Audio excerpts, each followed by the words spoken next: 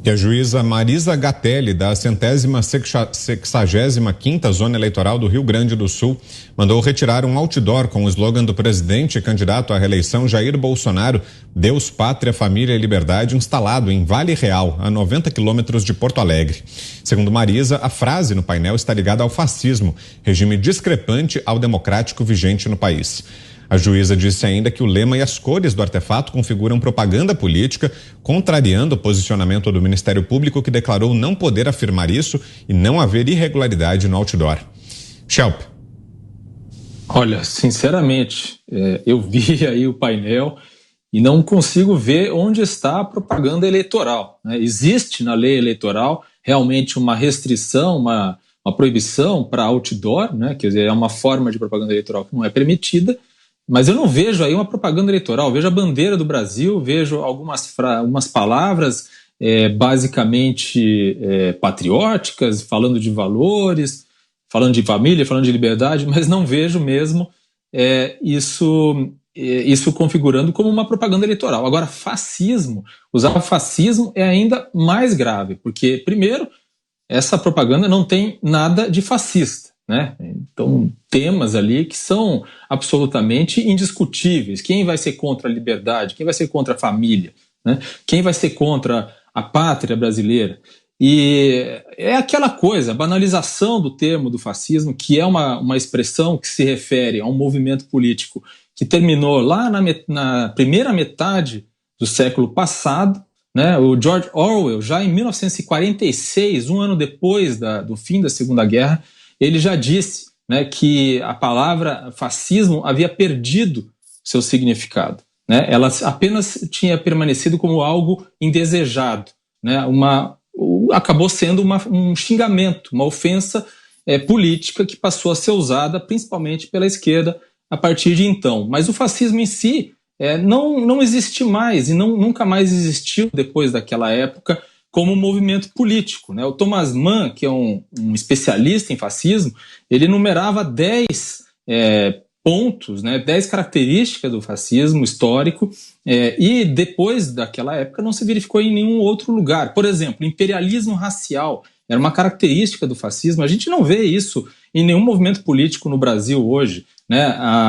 A ideia de criação de um novo homem, a ideia a ambição de transcender a luta de classe, são características, né, muito particulares daquele movimento da primeira metade do século passado, que já não existe mais e hoje em dia não passa de uma ofensa, uma palavra que é usada como um instrumento político. Diga, Fiuza.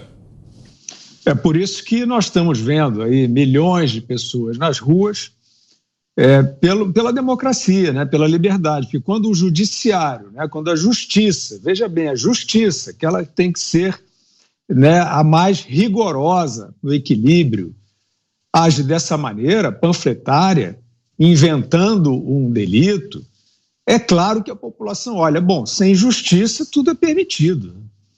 E ela, em vez de sair quebrando tudo, em vez de sair roubando tudo, porque não tem mais justiça, ela está saindo em paz, em ordem, né, com um estado de espírito positivo, construtivo, para lembrar, né, a essas distintas criaturas, né, investidas aí de muito poder, para lembrar que justiça é justiça, não é invenção.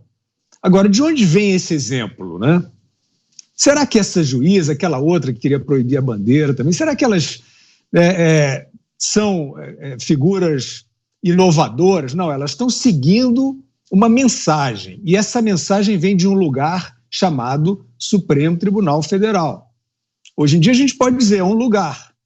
O Supremo Tribunal Federal deveria ser e sempre foi uma instituição guardiã da Constituição da República, da Constituição Federal. Mas hoje o Supremo é um lugar de onde saem decisões do tipo, eu vou devassar a vida de um empreendedor porque eu quero. Porque eu quero. Ah, mas não, foi fundamentado. Foi fundamentado. Né? Um recorte de jornal, de um comentário no WhatsApp, e isso é suficiente para atropelar todos os direitos, de pessoas que não devem nada à justiça.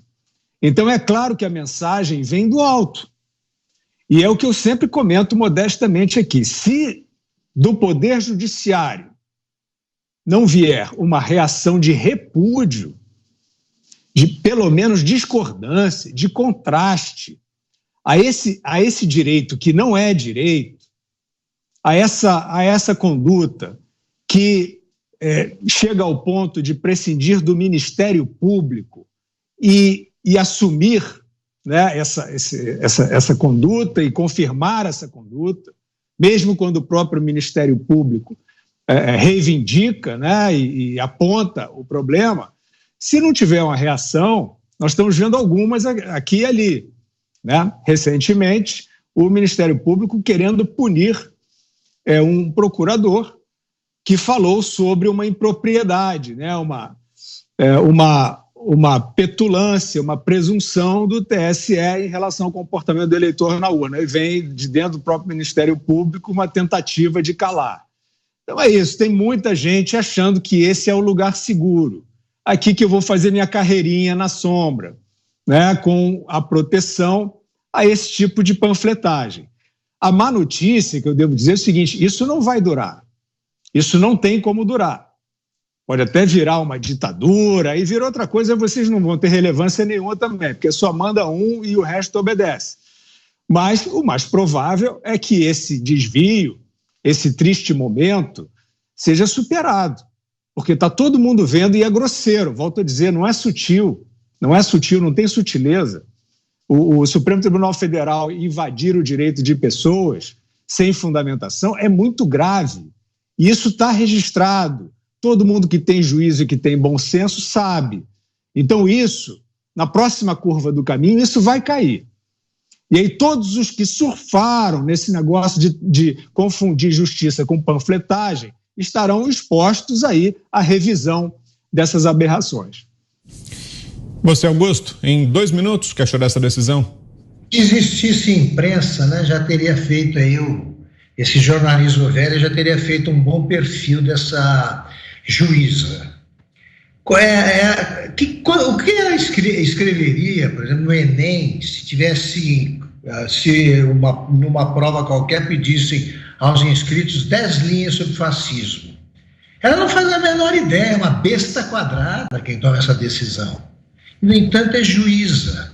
Separem as palavras, né? Faz de conta que na cidade é Vale Real, essa cidade que tem a infelicidade de abrigar uma juíza como essa, juíza entre aspas, separa pelos muros ali as palavras: põe Deus, pátria, família, liberdade.